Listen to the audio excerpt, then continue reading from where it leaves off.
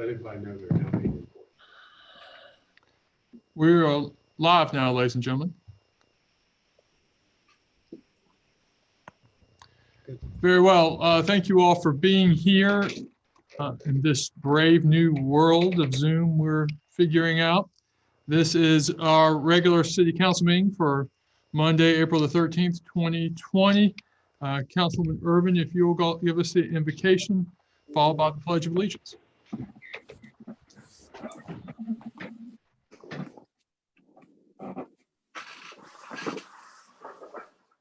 Dear gracious Creator, we thank you for this beautiful day. We thank you for life, for health, and strength. We thank you for walking with us as we go through this time of crisis that is affecting our whole nation and also the world. So we ask that you come with us today, lead us and guide us in all the decisions that we must make to make this city a better neighbor for all. So you're welcome, and we ask you to continue to watch over us, give us the knowledge, the understanding, and the wisdom and the ability to do what it takes to bring all nations back to healing from the effects of this COVID-19. You're welcoming to this meeting this day. Amen. Amen. I pledge allegiance to the flag of the United States of America and to the republic for which it stands, one nation, under God, indivisible, with liberty and justice for all.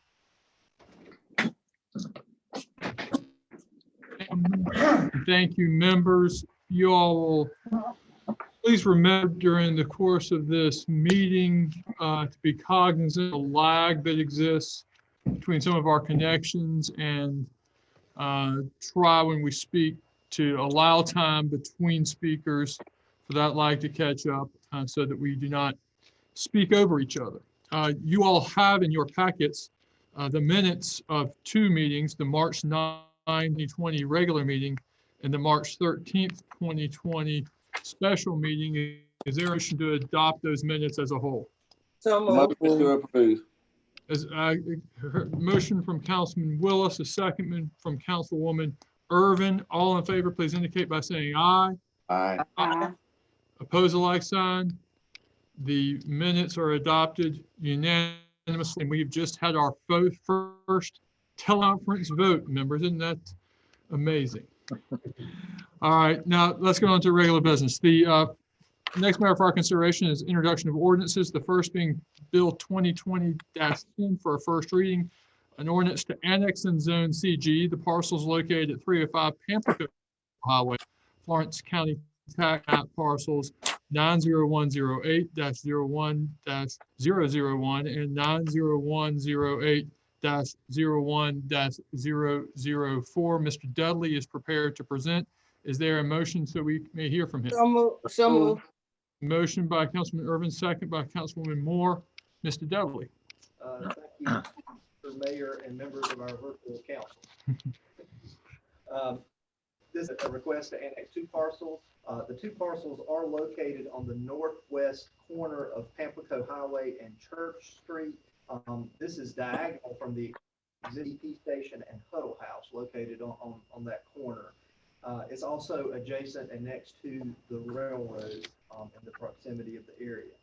The first parcel is approximately 3/4 of an acre, and the second parcel is 1/4 of an acre. The plans are, once annexed and prior to development of the parcel, to combine both parcels into an acre parcel. The request is to zone the parcel commercial general, which is consistent with the proposed plan of developing a convenience store and a gas station at this site.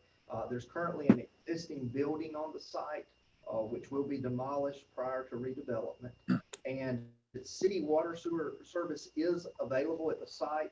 However, sewer service is located on the opposite side of Church Street, and the applicant will incur the cost to install a private lift station and extend a force main to the city's existing manhole. And these members were before planning commission. They were broken up into the two parcels. One parcel was not yet acquired by the applicant, so we delayed the process until the second parcel caught up. So we're bringing two parcels, but at both of the planning commission meetings, they did vote unanimously to recommend the zoning of commercial general. Very well. Thank you, Mr. Dudley. There's been a motion second. We've heard from Mr. Dudley. Are there questions? Discussion? Hearing none, all in favor of the proposed annexation indicate so by saying aye. Aye. Opposed, like sign. Let the record reflect that the bill passed unanimously. And before I go any further, it strikes me that this process probably bears a little bit of explanation for those at home, which I've omitted to do so far. We are obviously in accordance with the emergency ordinance that we passed a month ago, I guess now, and the procedures that have since been set up by the staff on the authority of the city council. We're conducting this meeting via Zoom. It's being conducted virtually, so to speak, and the members, as you will see if you're at home watching, on the left side of your screen are participating from their offices and homes through their iPads or whatever other device. I am here at the City Center. I'm accompanied by staff, including Mr. Grin and others, and Mr. Dudley, of course, just presented. It's our hope that this procedure will maintain the restrictions that have been set out by the governor in his orders, will preserve the social distancing that's important to avoid the spread of COVID-19, but at the same time comply with the Freedom of Information Act and with our desire to continue doing the business, the necessity of continuing doing the business of the city, and at the same time communicating with the public and also receiving input from the public. You all should have seen from our website and been made aware of the fact that any member of the public that wishes to participate can do so by requesting of the city via phone information on how to call in to this virtual meeting. And so without then further ado, we'll continue the matters on the agenda. The next matter for our consideration is Bill number 2020-11 for our first reading, an ordinance to annex and zone NC10, parcel located at 1620 Third Loop Road, Florence, and accompanying tax map parcel. However, it appears that the applicant in this case has requested this item be deferred. That's correct, Mr. City Manager. Excellent. Very well. Then if there's no objection, that matter will then be deferred to the next meeting, and we'll take it up at that point. Next matter for our consideration is Bill number 2020-12 for our first reading, an ordinance authorizing the issuance of waterworks and sewage system revenue refunding bonds.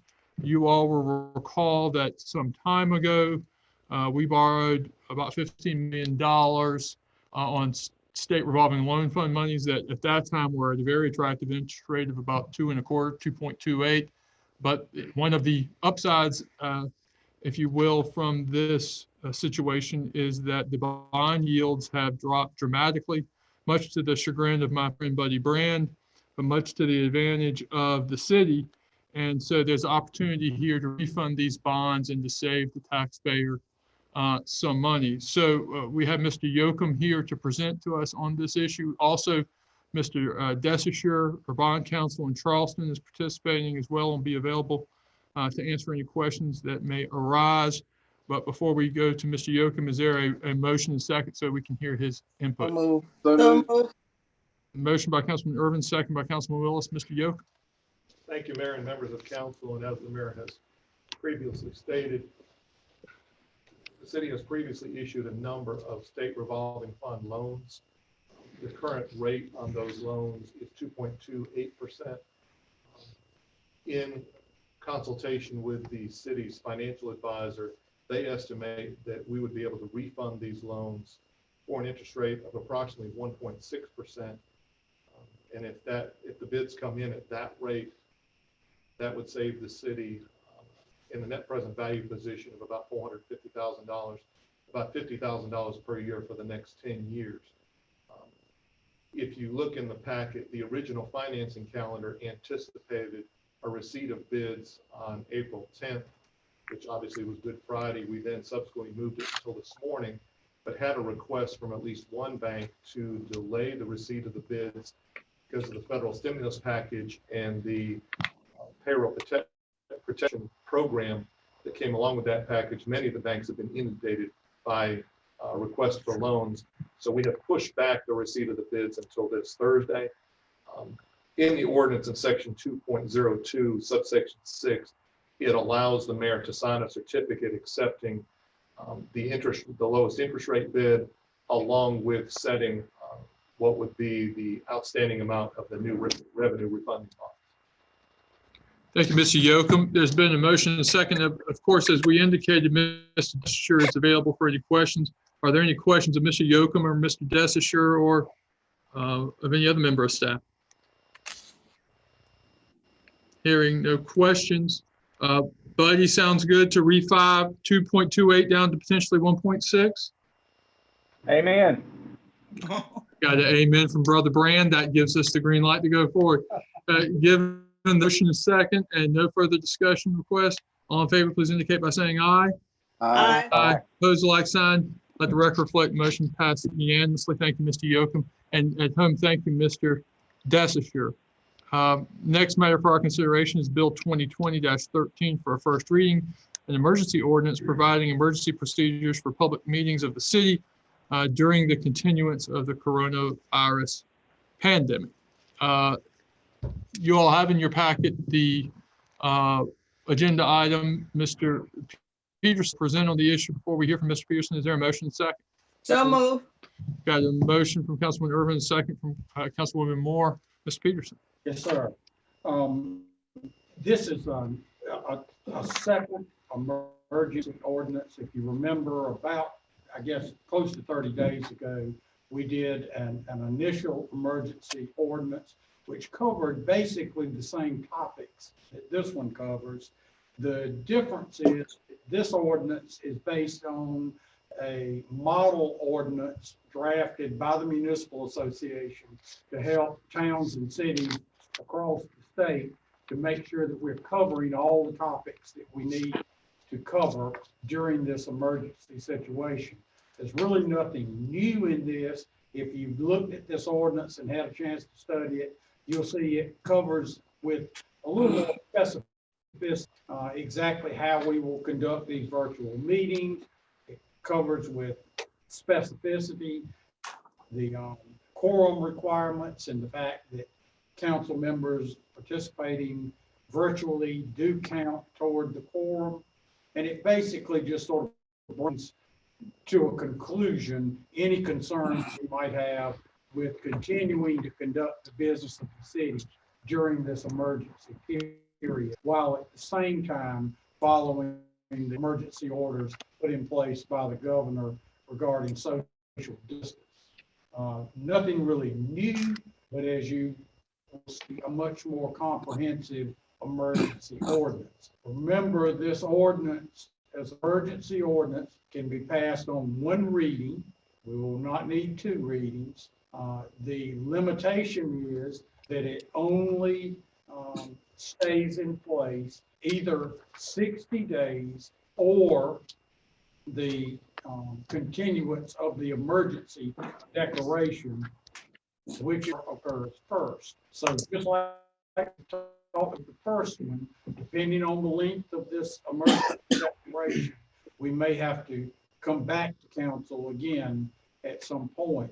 This particular ordinance does have a provision in it that the Municipal Association recommended that would allow council to extend it for an additional 30-day period by resolution instead of requiring a new emergency ordinance.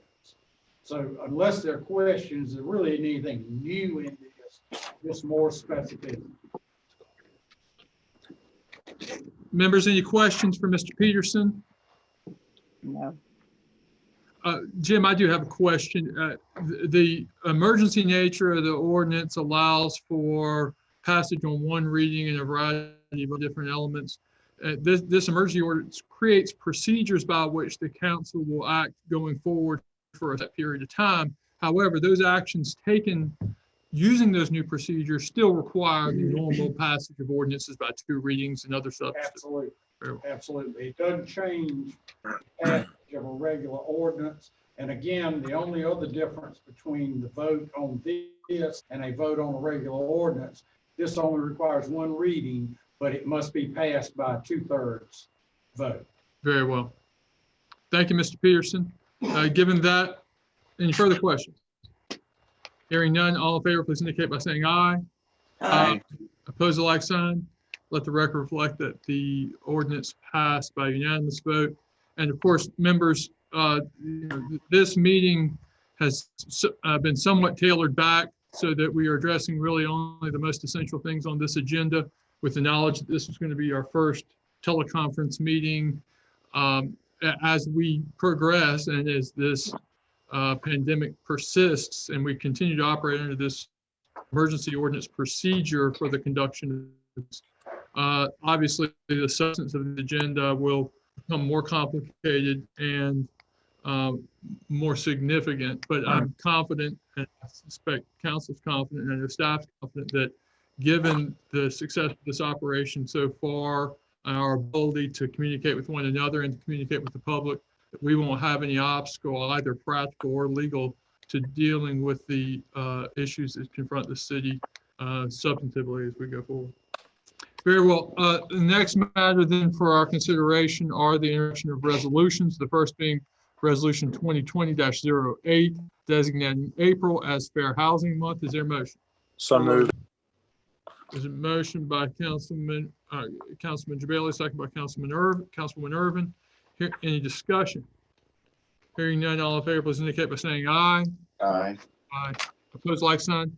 Resolution passes unanimously. Next is Resolution 2020-09 to adopt a community development block grant budget for the fiscal year 2020 to 2021. Mr. Davis is before us to present that so that we can hear from Mr. Davis. Is there a motion second? Second. Motion by Councilman Irvin, second by Councilman Jabali. Mr. Davis. Mr. Mayor, members of council, as you know, the city is an entitlement community, and we receive CDBG dollars on an annual basis. This year, we will be receiving $274,133. That is up slightly from the $264,749 we received last year. There are a number of activities, CDBG activities, that the city embarks upon with these dollars.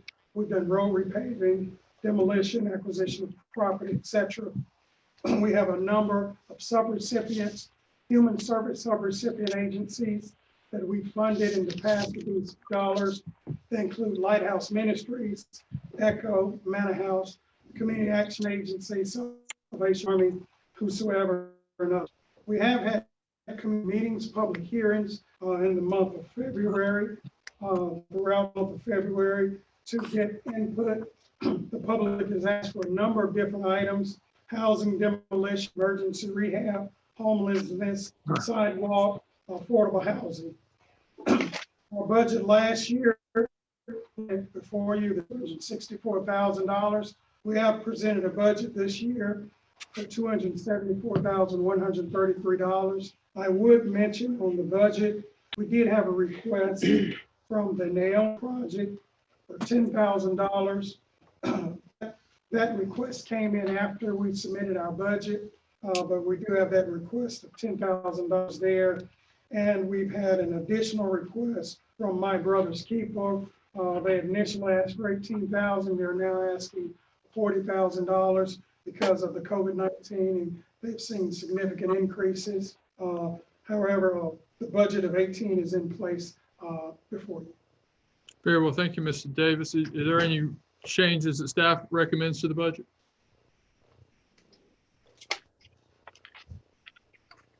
Let me just make one real quick note. We also have in our general fund budget, under community funding, we have some money set aside for My Brother's Keepers. Very well. So y'all recommend the budget, the CDBG budget as drafted be adopted. That's correct. Yeah, very well. All right, questions or discussion from members? Yes, Mr. Mayor. Right. Councilwoman Gibson, My Brother's Keepers. they have more than doubled the amount of people they're feeding now. The Manor House is shut down because of the coronavirus. The pastors that was doing the Saturday breakfast and giving out food for the weekend, that shut down. They were on the House of Hope property on East Palmetto. Pentecostal Temple, who was giving out food every Wednesday, that's also shut down. I'm asking that we do increase. I know I see in the budget is 18,000 for my brother's keepers. And I hear that they're requesting 40,000. I know that's a bit much, but I am requesting that we do more than 18,000, because I've personally had some people come to me and say, if that shuts down, they're going to feed their families by any means necessary. And that's not a good means. Yes, So I would like to see their budget increase beyond 18,000. yes. Now, Councilwoman, I understand that point. Do remember that what we're addressing today is only the CDBG budget and I know, not the budget. I understand it's only CBDG, but I'd like to know how much from that general fund budget we're talking about possibly giving them. Mr. City Manager. Right now, I think we had set aside about 15,000. However, what Scotty and I were doing at the end of last week, I can get in the middle of this, was to look at some things at the end of this year. Because just like Councilwoman states, they're struggling right now with the Manor House. So we thought we would take some year-end funds, bring them forward. Scotty has already been in communication with them. And so we will do that in an end-of-year budget amendment. But we have certainly, matter of fact, we took that action in part because of the Councilwoman's concern that she expressed at the last meeting. So there's three things at issue here then, just from a accounting procedure. One is the CDBG budget itself. The second is potential end of year budget amendments for this year's budget. And then the third is the addition of funds in the coming years. Is that correct, Ms. Seaman? Correct. Question here. Councilor. Yes, I do want to iterate. I agree with what Councilwoman Pat is saying. I had the opportunity to actually talk to Pastor Beatty, who's heading my brother's keeper. And he spoke with me and explained to all the different organizations closing down. So, and even before they started to close, the people who were coming there, crew had doubled. And the concern is that right now we're not even at the apex of the COVID-19 here in Florence. I asked them, are there other churches who are assisting? There are other churches who are assisting, but there's just so much of a financial burden that they need more help. And I do understand what we have financially for the various budgets we have, but right now we have a crisis, and this is going to change the way that we would need to help the homeless people of the city of Florence, and not just individuals, but families. And I've had the opportunity to actually go there to watch the operation, and I look at how now they're even operating to make sure people maintain that 6 feet distance. So I would encourage us that if we can meet that financial demand, we need to do it, because if we don't, and people resort to other actions, we're going to have some criminal activities increase. So we do need to do what we can do to aid those who cannot aid themselves. And most important too, not only are there people who are not homeless going, there are people who are going there now because we have so many people who are at a stay at home because their jobs have actually placed their income on hold. So we're now not only helping the homeless through my brother's keeper, we're actually helping those who have been displaced from their workplace. So as a city, we do need to do something to make sure we can best meet the demand of this organization, who's actually taking on the load from the other organizations who are shutting down or shutting their doors for right now. And that is what I want to add. Thank you, Councilwoman. Yeah, Mayor, one other thing. Yes, I agree with everything that Councilwoman Myers-Irvin just stated. And also, just this past Friday, Minister Marcus from my brother's keeper called me to give me some food to carry to those that are in hotels that's lost their employment since we've had the shutdown. So they're really working hard to make sure that everyone is trying to maintain and have food. So I really would like to see something more happening with them because it's an urgent matter right now. All right, and the need is well established, obviously, in the CDBG budget as we currently have it. We have monies for Lighthouse Ministries, Brothers Keeper, and the Salvation Army. I think I understand from both you members that in spite of, I think I understood there's some question about Manor House's continual operation. However, as it stands now, it's the recommendation of staff and the desire of council to allocate these monies to each of these entities, Lighthouse, Manor, Brothers Keeper, and Salvation Army, but to increase the funding to those entities by the operation of an amendment to the current year's general fund budget and funding in the coming year budget. And do I understand that correctly? Y'all don't suggest that we eliminate Manor House from this CDBG because of the anticipation that Manor Not at House. all. Not at Yeah. all. I didn't understand you to suggest that, but I wanted to make sure I was clear about that. Y'all's intention is, I'm sorry, Councilman Irvin? My intention, I'm sure Councilwoman Highmore will agree, is that we're looking at my brother's keepers, Yeah. making sure that we meet their demand or their requirement in the CBDG budget. But also, our city manager said we have some general funds and other methods to meet that 40,000 that they requested. And I want to be sure that we can do the allocations as we see them here, but we do need to look at additional funding for my brother's keepers, because out of these organizations, this is the main one that's still open and serving more people right now. Right, and the mechanism for that obviously is the end of year budget amendment, the Correct. general fund budget. Yes, ma'am. Very well. Other members, question or comments? Mayor, I just have a question, and I support everything both councilwomen have just proposed, but I was just, I guess, a little bit confused.